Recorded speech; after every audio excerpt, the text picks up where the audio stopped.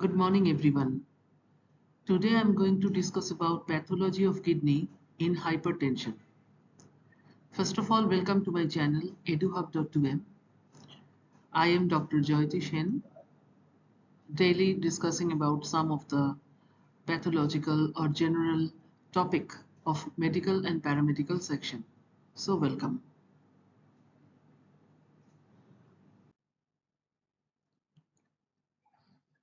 So our today's topic is hypertension and kidney disease, means how the hypertension affect the kidney and how the deterioration of the kidney affect the hypertension.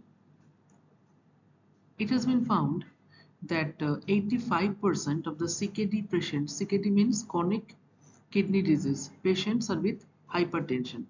The vast majority of chronic kidney disease patients develop hypertension during their illness.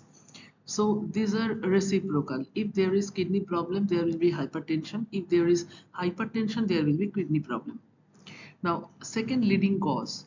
Hypertension ranks as the second leading cause of the kidney failure in the United States, following only diabetes. So diabetes is the first cause, hypertension is the second cause. 4 times higher risk.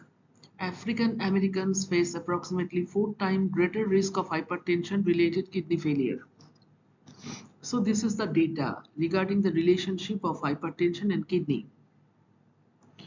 This bidirectional relationship creates a self-perpetuating cycle where kidney damage leads to worsening hypertension, which in turn causes further kidney deterioration. So this point should be remembered. It is a self-perpetuating cycle where kidney damage leads to worsening hypertension, which in turn causes the further kidney deterioration. So if a person is suffering from hypertension, he or she will ultimately have the kidney disease, and when the kidney disease will occur, it will again affect the hypertension.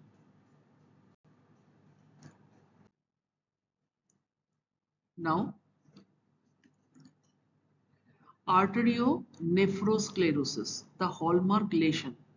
So what is the main problem occurs when hypertension causes the kidney disease? This is the term arteriolnephrosclerosis. What is this? The defining pathological feature of hypertensive kidney disease is arteriolnephrosclerosis, a progressive hardening of renal blood vessel that comprises kidney function. So very important. What happens actually? A progressive hardening of the renal blood vessel. So renal artery and renal vein, they are very much hard and gradually becomes more hard. And what are the effects of that? Number one, afferent arterioles that supply blood to the glomeruli. So glomeruli is not getting enough blood to filter. Next, interlobular arteries within the kidney parenchyma, they are also not getting enough blood. Small renal arteries throughout the organ. So wherever there is artery and vein, there is a problem, and this problem is the gradual progressive hardening of the blood vessels. This problem is called arteriolnephrosclerosis. According to Pathology Outline 2023, it is a research paper.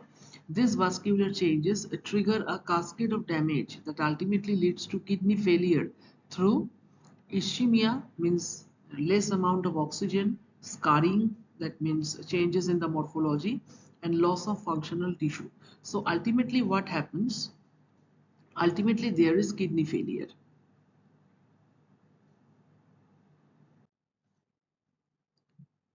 Now, what are the histopathological features that occurs when hypertension damage the kidney? So, number one is hyaline arteriosclerosis. What is that? Accumulation of plasma protein in vessel wall. As you can see here, these are the plasma proteins which are deposited. These are the layer of the plasma protein which is deposited on the vessel wall. Appears as homogeneous pink deposits, narrowing the lumen and reducing the blood flow. So ultimately what happens? Ultimately blood flow is reduced. Number two, global glomerulosclerosis. You can see here there is deposition in the glomeruli. complete scarring of the glomeruli with collagen deposition. In previous cases, we have found deposition of plasma protein. Here, deposition of collagen. Third one is tubulointerstitial fibrosis. What is that? Progressive scarring between the tubules with tubular atrophy. That means gradually the tubules are not working properly, resulting from chronic ischemia, means lack of oxygen, and inflammation. They are inflamed. So these three are the histopathological features that has been found. If we go for ultrasonography, ultrasonography typically reveals hyperechogenic, that is brighter kidney, hyperechogenic kidney with reduced size in advanced cases. Now, what is the pathophysiology? How hypertension damages the kidney? The British Journal of Hospital Medicine highlights that persistent hypertension means if the hypertension continues for a long period of time, disrupts the kidney's normal protective mechanism. When autoregulation fails, we all know that kidney have an autoregulation. Elevated systemic pressure transmit directly to the delicate glomerular capillary. That means glomerular capillary pressure is increased. This initiates a destructive cascade involving multiple systems that ultimately shifts the pressure natriuresis curve. Now, what is this? The pressure natriuresis curve describes the relationship between renal perfusion pressure and sodium excretion by the kidney. It demonstrates how increased arterial pressure leads to increased sodium and water excretion, which helps regulate blood pressure and extracellular fluid volume. And it creates a physiological state where higher pressure is needed to excrete the normal amount of sodium. So this is the pathophysiology. Now, this is the genetic and demographic factors. Number one is APOL1 risk variants. So here the genetic factor comes. What is this APOL1? APOL1 is apolipoprotein 1, and it is a gene located on chromosome 22 and has two coding variants, G1 and G2. APOL1 produces a protein that is a component of circulating high density lipoprotein. Now, this risk variant, two risk alleles or the risk variants, one inherited from the mother and one from the father. These two required for the APOL1 high risk genotype that greatly increases the risk of kidney disease. The three very different possible high risk allele combinations are G1 G1, G2 G2, and G1 G2. Another demographic factors are age, then sex, then ethnicity. Regarding the age, as the age increases, the damage also increases because the vessel loses the elasticity, which is the essential property of the blood vessel. Now, sex. Males generally experience faster progression of hypertensive nephropathy, means the damage causes to the kidney due to hypertension compared to the female, premenopausal female.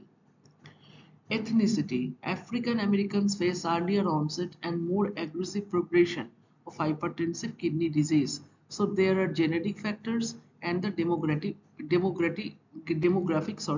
factors also.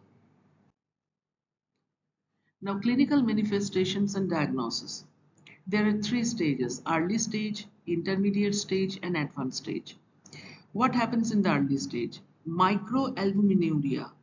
Look, microalbuminuria means albumin comes in the urine, that is 30 to 300 milligram per day. Normal or mildly reduced GFR greater than 60, often asymptomatic with normal kidney size on imaging. So these are occurs in the early stage. Now, what is intermediate stage? Proteinuria, that not only albumin, other proteins are also coming out in the urine. Moderately reduced eGFR. Then hypertension often becomes more resistant to treatment. More the medicines given, hypertension is not altering. In advanced stages, significant proteinuria with declined GFR. Small echogenic kidney on ultrasound. Clinical signs of CKD, that is anemia, bone mineral disorder, and acidosis. Here, these two picture combines, that is malignant versus benign nephrosclerosis. This is the benign nephrosclerosis. It looks like this. And this is the malignant nephrosclerosis. You can see the malignancy here. What are the therapeutic implications? First of all, we have to control the BP. Target less than 130 millimeter of mercury systolic pressure. Next, RAS blocker. What are RAS blockers?